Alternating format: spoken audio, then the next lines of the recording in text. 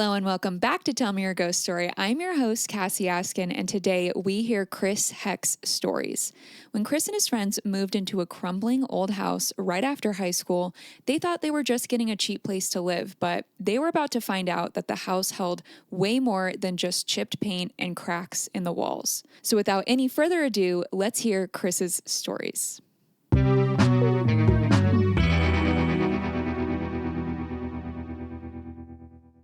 Hey, Chris, tell me your ghost story. Hey, thank you. A great place to start is place. I grew up in a small town in Vermont, and I think growing up in New England, you're always kind of surrounded by a lot of ghost stories and paranormal things, and it's the land of Stephen King and Lovecraft, and it just kind of runs through us, I think, if you grow up in that area. And so I was always kind of surrounded by the paranormal and ghost stories and things, and always very curious about it, but never really had my own experiences growing up. Maybe interestingly, there was a town just sort of bordered mine that back in the late 1800s maybe was known as the spiritualism capital of the world, because there was so many seances and things going on in this little town. And so yeah, it was just kind of a, a normal thing, like my hometown is known for their Halloween parade. Like that's like the number one thing that the town is known for. So yeah, all that to say, I kind of grew up on it and was always very interested in it, but never really had any experiences to speak of. And then when I was around 18 or 19, I'd graduated high school. I was still kind of just drifting around my hometown, didn't go to college or anything. And a friend of mine was moving into a house, and he said, "Hey, I got an extra room. Would you be interested?" And it was an immediate yes. Let me get out of my parents' house for the first time in my life and sort of start living out on my own. It was a very old house, kind of dilapidated in a bad part of town.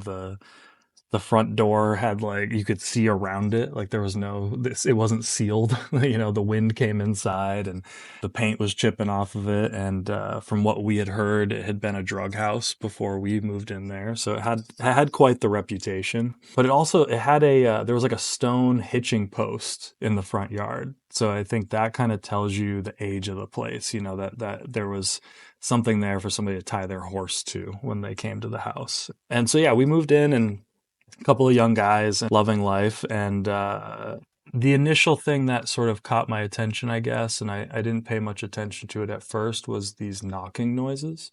So I would get woken up in the middle of the night by knocks, loud knocks in my room.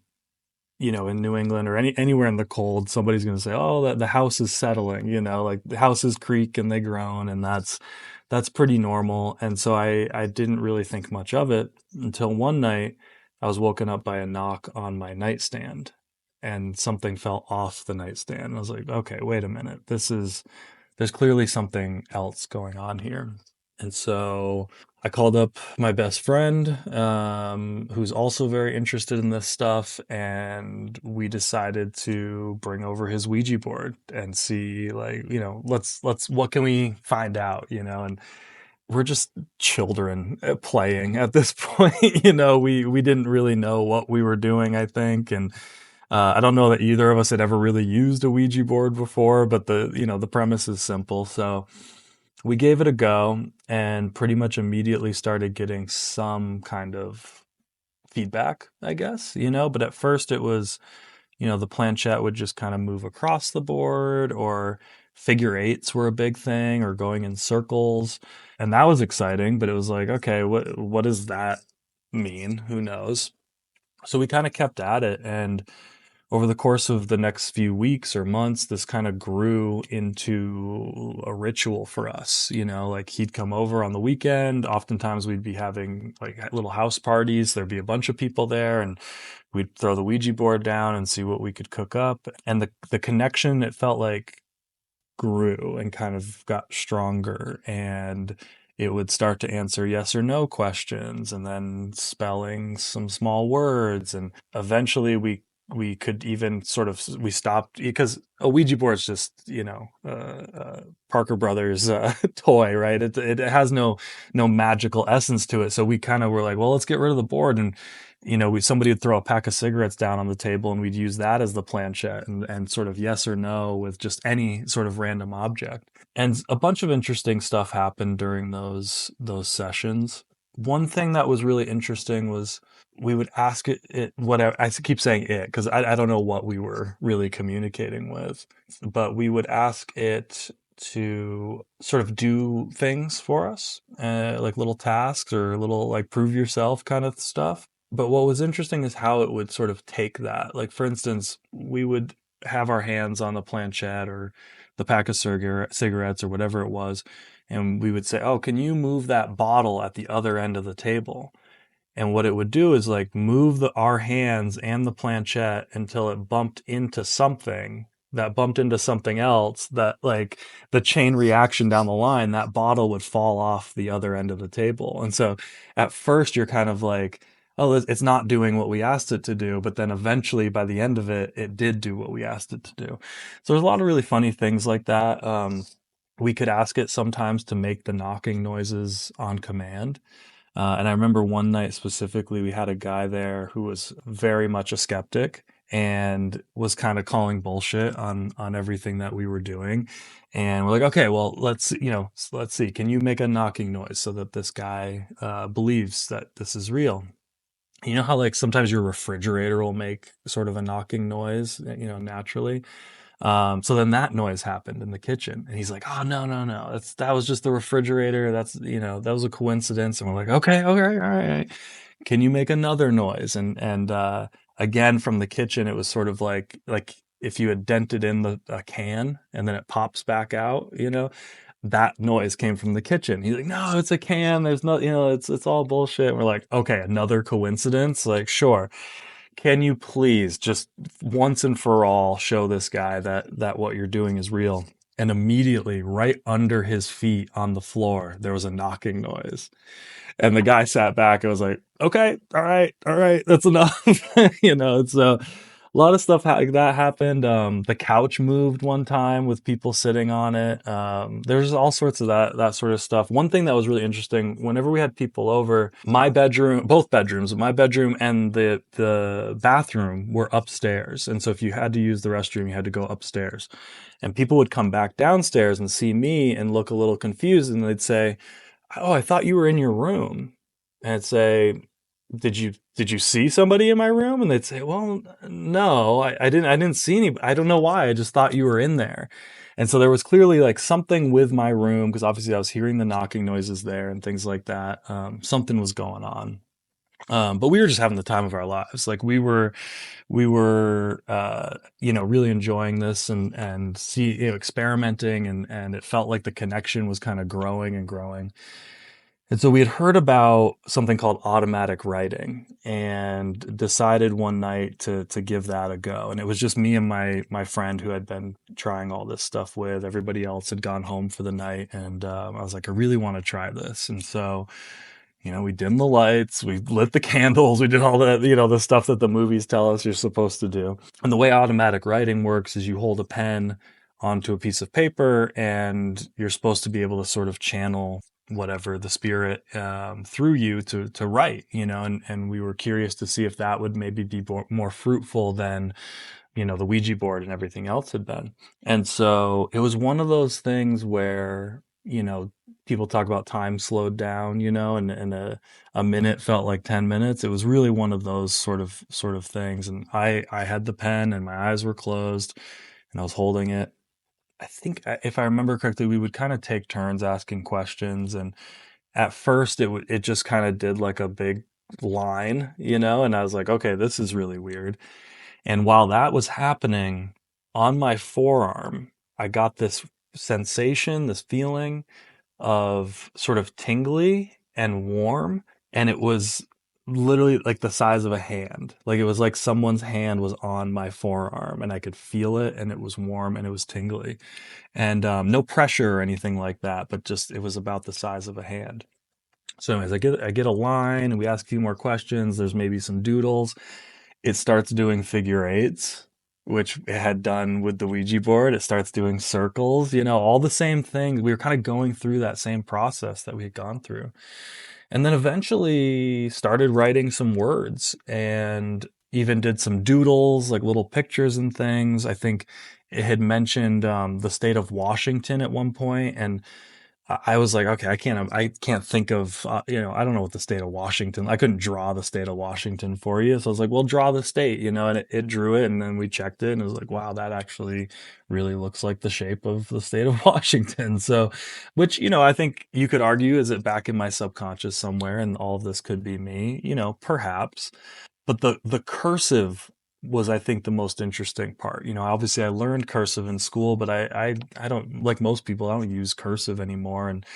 And besides writing my name maybe, and so my cursive is gone basically. And this thing was writing in cursive, and much better than I could, and in a different handwriting than I have. So I found that to be really interesting. And so we were asking it questions, and at one point it's trying to it I could tell it was trying to write something, but it couldn't quite get it out. And so it would write like arise, like ARISE, and then like R died, and then our side, and then eventually it wrote our side, like OURSIDE. And so I asked it, "Oh, are you saying our side? Is that the final, have you figured out how to say this?" And it wrote in clear handwriting that was not my own, Chris Heck, leave everybody, our side. And Chris, that's my name. Like, that's my full name, So this, whatever this is, knows my government name and is saying, leave everybody, our side. And I was like, I don't know how to take that. I don't know what is. That a premonition, a command? I'm not sure what to really make of that. So we were pretty blown away by the automatic writing, and that was kind of the peak of our experimentation and things like that. And so through all of this, I was always very close with my grandmother. She was a very open-minded person, and she was one of those people who was, I think, a little connected to the other side. She always kind of knew who was calling before the phone rang, and that sort of thing. And so I'd visit with her pretty frequently, and was kind of telling her always about these things that we were trying, and what I was experiencing. And she was very curious about it, but she was also very Catholic. And so I think there was a part of her that was also a little, hey, you're maybe messing with some stuff here, and you might need some protection. And so she sent me home with a crucifix. Not exactly my cup of tea, but it's like, it's my grandma. I'm not going to say like, no, grandma, keep your crucifix. So I brought it home, and I hung it over my bed, and I was like, all right, that looks kind of cool, and and didn't think much of it. Life kind of went on, and I think anybody who's had sort of an ongoing paranormal experience can speak to the, like, when you tell the story, it feels like this happened, and this happened, and this happened, but there really is like gaps in time between all of these things. And life kind of goes on, as like you're still living your life. Like, you got to go to work every day, and it becomes kind of normal. And so that sort of happened, and after a little while, I got to thinking, I was like, I haven't heard those knocking noises in a while. Like, it hasn't woken me up, and it used to be a really regular thing.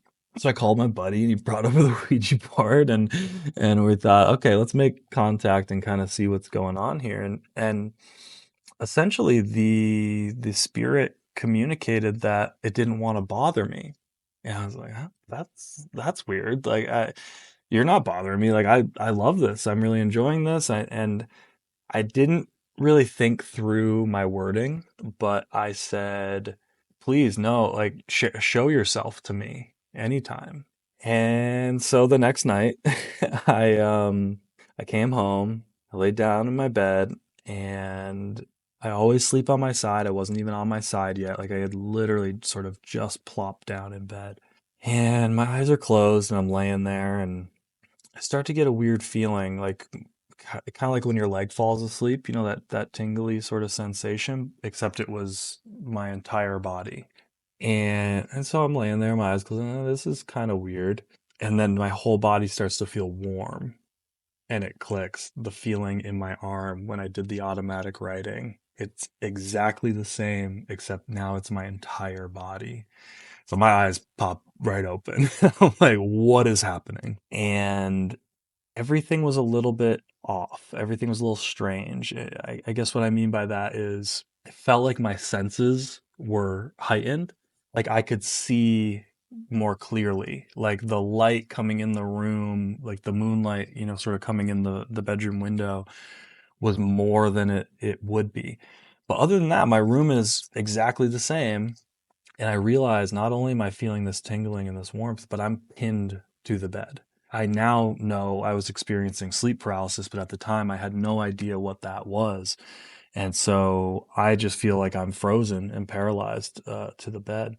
So I'm laying there and strangely not feeling afraid. I think was just more so kind of digesting all of it as it was happening. And I start sort of surveying my room. Directly across from me is my bedroom door, and next to the door, there's a shadow about the size of a person. And so I'm laying there and I'm looking at it, and I'm thinking to myself, what's cast? There's nothing there to cast the shadow. There's nothing between the window and the wall. And so as I'm looking at it and trying to figure out what it is, it turns as though it was a person facing the wall, and it slowly turns around to face me. And as it turns, it reveals a pure white face, empty eye sockets, and the shadow sort of went up over its head, almost like a hood or something, and then sort of draped down. So I couldn't see arms and legs, and it just was a pale white face, empty eyes, and this shadow that sort of hung over it. So I'm laying there looking at it. It's looking at me. Again, it feels like time slows down. It was probably only a few moments, but it felt like a really long time. Again, strangely, I wasn't scared. It's almost scarier telling the story than I felt in the moment. I didn't feel any fear of it, and immediately was like, "Oh shit, this is my ghost." This is who we've been communicating with. This is who's been making the knocks. And so I'm laying there, I'm looking at it, it's looking at me, and I don't know if I went to say something, to my roommate in the other room to get his attention, or if I was trying to say something to the spirit or what, but as soon as I tried to make a noise, it didn't even really escape me, and that feeling in my body just stopped, just like that. And I kind of shuddered. I look back. The room is completely normal. My eyesight's back to normal, and it's gone. I moved out not long after that, just circumstances, not because of the spirit or anything. But I think there's a couple of interesting sort of addendums to the story. One, I ended up moving across the country. I live in California now, but I go home back to my hometown pretty frequently, and I was there once, and I was at a bar with my friend who we used to do the Ouija board stuff with, and he said, "Hey man, I want to introduce you to somebody." And he introduces me to this woman. And he goes, "Tell him your address." And she kind of gives him a weird look, like, "Why am I going to tell this stranger my address?" And she says it, and I'm like, "Oh, it's our old house." And so I said, "Yeah, I'm just curious. Have you guys ever had any sort of weird experience?" I didn't want to say too much. I wanted to see what she would say without me planting any seed. And she said, "No, we haven't had anything like that. Actually, there is something strange. Anytime somebody goes up to use the bathroom upstairs, when they come back down, they say they thought that somebody was in that smaller bedroom." And I go, "Oh, I got a story for you."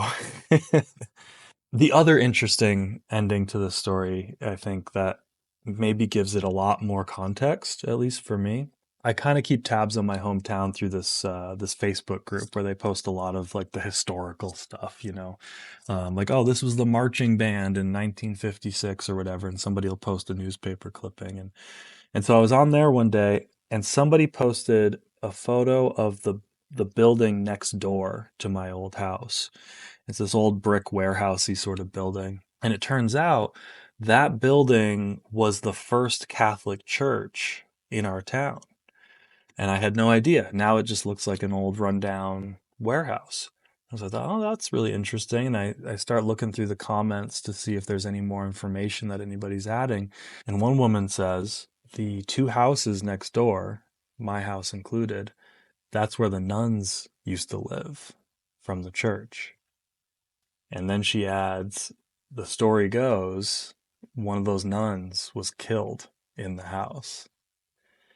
And so it all kind of clicked into place for me. You know, my grandmother's crucifix, it not wanting to bother me, the pale face, the sort of black up over the head and it hangs down. And, you know, it was a really fascinating time. I've had sleep paralysis since then, but it's never, ever, ever been anything like that. It feels like this strange cross pollination of sleep paralysis and a ghost story, a ghost encounter. I felt like having grown up where I grew up and all the stories that you hear is like, okay, I finally have my own ghost story now. And I've never really known quite what to make of that. I've got some theories, I guess. The more that I've looked into sleep paralysis and heard a lot of other people's stories, there's all sorts of overlap and really interesting things that are like these commonalities that happen between us. And science has their explanation of it, and I think the resounding theory is that essentially it's the opposite of sleepwalking. Rather than your body waking up but your mind being asleep, your mind has woken up but your body's still asleep, and your brain is creating images to scare you awake because you could be in a dangerous situation. Like the lion could be coming into the cave at any minute, so we need to wake you up. And part of me, when I first heard that, I was like, oh, okay, that makes perfect sense. But then the more I looked into the phenomena, it's like, no, it doesn't really account for everything. And there's so many unusual things that happen with sleep paralysis. But I had one last Christmas. I was again back in my hometown, visiting my family for Christmas, and I was staying at my grandfather's house. And a common thing with sleep paralysis is people being on their back, much like I was in the other one. But this night I was asleep on my side. I remember kind of waking up and rolling over onto my back, and it was like a magnet sort of like sucked me onto my back. And now I'm on my back. I'm in the paralysis. Again, my vision is heightened. That's a common thing for me. Every time I've had sleep paralysis, my senses sort of feel like they're extra heightened. I did see a shadow person, which has been a common thing for me with sleep paralysis. And every other encounter I've had during sleep paralysis has been terrifying in the moment and after the moment versus, this ghost story. It wasn't scary. I didn't feel fear in the moment. But where it got really interesting is when the paralysis ended, I was sort of flipped back into my body on my side. And I realized I had never actually left my side. My body had been laying on its side the entire time. And so that's led me to believe that I think sleep paralysis, my very unscientific explanation is you're actually having an out of body experience. I think that your consciousness is leaving your body. And so the reason why you can't control you can't move is because you're not in there. That to me opens up, was I able to see the spirit because of that sleep paralysis experience? Because my consciousness was outside of my physical form, is that what allowed me to have that experience? And so if I start to believe that and believe that that spirit is really there and I really saw that, then what does that say about shadow people that we experience with sleep paralysis? Are they really there to some extent and we're only able to experience them when we're having that out of body experience? So I'm curious about it. It's one of those things like I struggle to like how deep do I dive into this, because the more you do, the more you have these terrifying experiences. But I've been very curious about it and learning more about others and what they're experiencing, and it's a really strange phenomenon.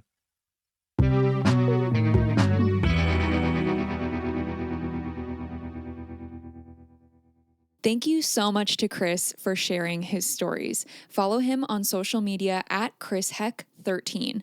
Chris is currently making his first feature film, The Savage State. Details on that will be in the description of this episode. Please show your support of the show by rating and reviewing the podcast wherever you listen. It really makes a difference. Find photos from the show on Instagram at Tell Me Your Ghost Story Podcast and find me on TikTok at Tell Me Your Ghost Story Pod. If you have a true paranormal story you'd like to share, please email it to tellmeyourghoststorypodcast@gmail.com. Until next time, my friends, good night to all, and to all, good night. Bye.